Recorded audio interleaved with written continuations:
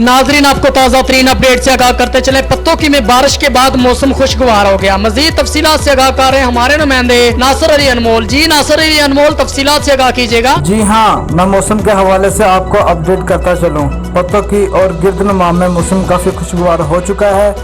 हल्के नीले बादलों ने डेरा लगा लिया है।